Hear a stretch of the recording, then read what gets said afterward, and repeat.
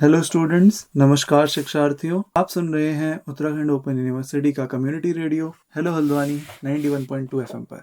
मैं हूं assistant professor Mahesh Upadhyay, department of development studies, Uttarakhand open university. और आज हमारे साथ हैं assistant professor Rohit Kumar, department of economics. आज का विषय है सस्टेनेबल डेवलपमेंट इन इंडिया, यानी भारत में सतत विकास। क्या हाल है रोहित सर? मैं बहुत अच्छा हूँ और मैं वाकई इस विषय को लेकर बहुत उत्साहित हूँ। सस्टेनेबल डेवलपमेंट एक ऐसा मुद्दा है जो आज के समय में बहुत महत्वपूर्ण है। सतत विकास का मतलब है ऐसा विकास जो न केवल वर्तमान की पीढ़ियों की आवश्यकता को पूरा करे, बल्कि भविष्य की पीढ़ियों की आवश्यकताओं को भी पूरा करने की क्षमता को बनाए रखता है। सही कहा आपने। सतत विकास एक ऐसा सिद्धांत है जो हमें यह समझाने में मदद करता है कि हम अपने संसाधनों का कैसे उपयोग करें ताकि हमारी धरती और उनके संसाधनों की क्षमता का संतुलन बना रहे। यह सिर्फ एक पर्यावरणीय मुद्दा नहीं है, बल्कि इसका संबंध हमारे समाज, हमारी अर्थव्यवस्था और हमारे जीवन के हर पहलू से है। बिल्कुल सही कहा रोहित सर। और यह समझना बहुत ज़रूरी है कि सतत विकास का विचार नया नहीं है। यह अवधारणा 1987 में विश्व पर्यावरण और विकास आयोग की हमारा साझा भविष्य रिपोर्ट में सबसे पहले सामने आई थी, जिसे बर्टलैंड रिपोर्ट के नाम से भी जाना जाता है। इसमें यह बताया गया है कि हमें विकास के ऐसे तरीकों की आवश्यकता है जो न केवल आर्थिक विकास को बढ़ावा दें, बल्कि पर्यावरणीय और सामाजिक स्थिरता को भी सुनिश्चित करें। हाँ सर, और ब्रूडलैंड रिपोर्ट के बाद से सतत विकास को लेकर वैश्विक स्तर पर काफ़ी चर्चाएं और प्रयास हुए हैं। आज हम जिन चुनौतियों का सामना कर रहे हैं, जैसे जलवायु परिवर्तन, जैव विविधता की हानि और सामाजिक असमानता, इन सभी को हल करने के लिए सतत विकास ही एकमात्र रास्ता है। और रोहित सर, यह भी ध्यान देने योग्य है कि सतत विकास का संबंध केवल पर्यावरणीय संरक्षण से नहीं है। इनमें तीन प्रमुख स्तंभ होते हैं: पर्यावरणीय स्थिरता, आर्थिक स्थिरता और सामाजिक स्थिरता। ये तीनों स्तंभ एक दूसरे से जुड़े हैं और इनका संतुलन बनाए रखना बहुत आवश्यक है। सही कहा सर। जब तक इन तीनों स्तंभों में संतुलन नहीं रहेगा, तब तक सतत विकास संभव नहीं है। उदाहरण के लिए, अगर हम केवल आर्थिक विकास पर ध्यान देंगे और पर्यावरण की अनदेखी करेंगे, तो हमारी दीर्घकालिक समृद्धि खतरे में पड़ जाएगी।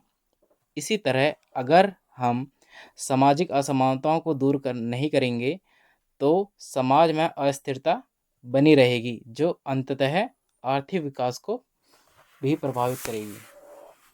जी सर। और यही कारण है कि सतत विकास के लिए हम समग्र दृष्टिकोण की आवश्यकता है।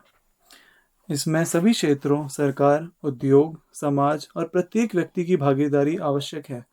तो आइए अब हम विस्तार से समझते हैं कि इन तीनों स्तंभों में से प्रत्येक का क्या मतलब है और वो हमारे जीवन को कैसे प्रभावित करते हैं। सबसे पहले हम पर्यावरणीय स्थिरता के बारे में बात करते हैं। जब हम पर्यावरणीय स्थिरता की बात करते हैं तो हमारा मतलब है कि हम अपने प्राकृतिक संसाधनों का उपयोग इस तरह से करें कि वे भविष्य में भी उपलब्ध रहें। इसका मतलब है कि हमें अपने वन, जल और मिट्टी जैसे संसाधनों को इस तरह प्रबंधित करें कि वो न केवल हमारी आवश्यकताओं को पूरा करें, बल्कि भविष्य की पीढ़ियों को भी आवश्यकताओं को पूरा कर सकें। सही कहा सर। पर्यावरणीय स्थिरता की दिशा में सबसे बड़ी चुनौती जलवायु परिवर्तन से है। जलवायु परिवर्तन न केवल हमारे पर्यावरण को प्रभावित कर रहा है, बल्कि यह हमारी अर्थव्यवस्था, हमारे स्वास्थ्य और हमारे समाज को भी गंभीर रूप से प्रभावित कर रहा है। ग्लोबल वार्मिंग, जिसके कारण जलवायु परिवर्तन हो रहा है, मुख्य रूप से जीवाश्म ईंधन के जलने से उत्पन्न ग्रीन हाउस गैसों के कारण हो रहा है। और ग्लोबल वार्मिंग के कारण हम देख रहे हैं कि मौसम के पैटर्न में तेजी से बदलाव हो रहे हैं।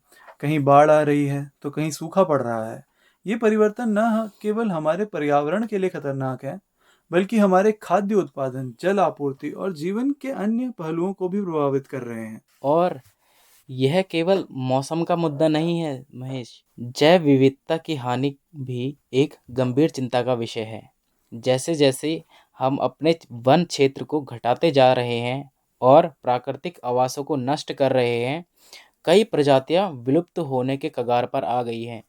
जैव विविधता का यह नुकसान पारिस्थितिकी तंत्र को गंभीर रूप से प्रभावित कर रहा है, जिससे हमारी खाद्य श्रृंखला और प्राकृतिक संसाधनों की उपलब्धता पर भी असर पड़ रहा है।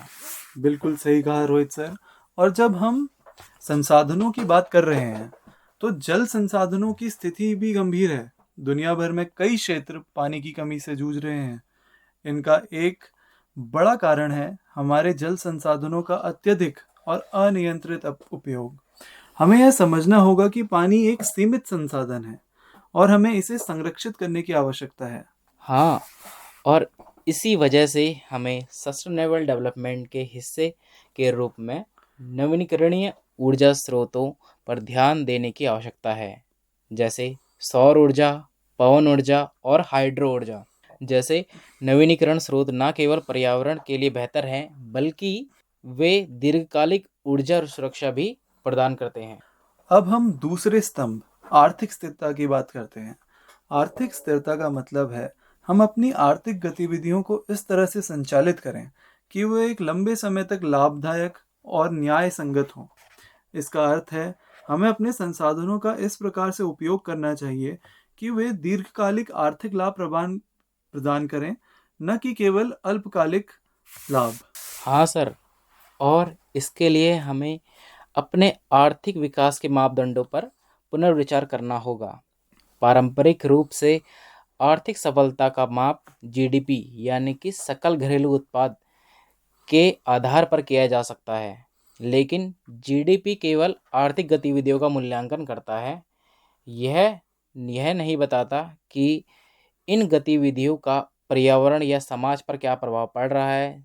हमें ऐसे नए मापदंडों की आवश्यकता है जो सतत विकास को माप सके, जैसे कि ग्रीन जीडीपी, जिसमें पर्यावरण क्षरण को भी ध्यान में रखा जाता है। सही कहा सर। और इसके साथ ही हमें अपने सर्कुलर इकोनॉमी जैसी अवधारणाओं को भी अपनाना होगा, जिसमें उत्पादों और संसाधनों का पुनर्चक्रण और पुनः उपयोग शामिल है। यह न केवल संसाधनों की बचत करता है, बल्कि इससे कचरे की मात्रा भी कम होती है।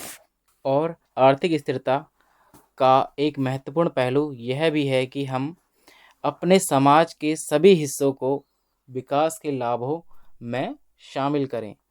यह केवल बड़े उद्योगों या धनी लोगों का विकास नहीं होना चाहिए, बल्कि छोटे उद्योगों, किसानों और समाज के कमज़ोर वर्गों को भी इसका लाभ मिलना चाहिए। हाँ, और यही हमें तीसरे स्तंभ सामाजिक स्थिरता की ओर ले जाता है। सामाजिक स्थिरता का अर्थ है एक ऐसा समाज जहाँ सभी को समान अवसर मिले, जहाँ असमानता कम हो और जहाँ सभी लोगों शांतिपूर्ण और समृद्ध जीवन जी सकें। सही कहा सर। सामाजिक स्थिरता के लिए यह जरूरी है कि हम शिक्षा, स्वास्थ्य सेवाओं और रोजगार के अवसरों की सुलभता को सुनिश्चित करें। खासकर शिक्षा का महत्व बहुत बड़ा है, क्योंकि यह व्यक्ति और समाज दोनों के विकास के लिए आवश्यक होता है। और इसी तरह हमें महिलाओं और लड़कियों को सशक्त बनाने की भी आवश्यकता है। जब हम महिलाओं को शिक्षा, स्वास्थ्य और रोजगार के अवसर प्रदान करते हैं, तो हम न केवल उनके जीवन को सुधारते हैं, बल्कि पूरे समाज को लाभ पहुंचाते हैं।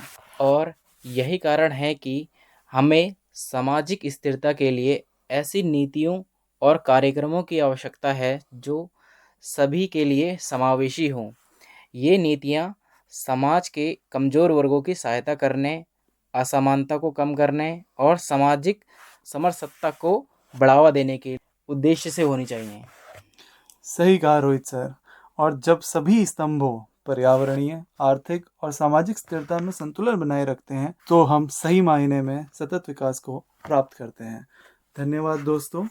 आशा करते हैं कि आपको हमारा ये रेडियो टॉक पसंद आया होगा। जल्द ही मिलते हैं एक नए टॉपिक के साथ। धन्यवाद।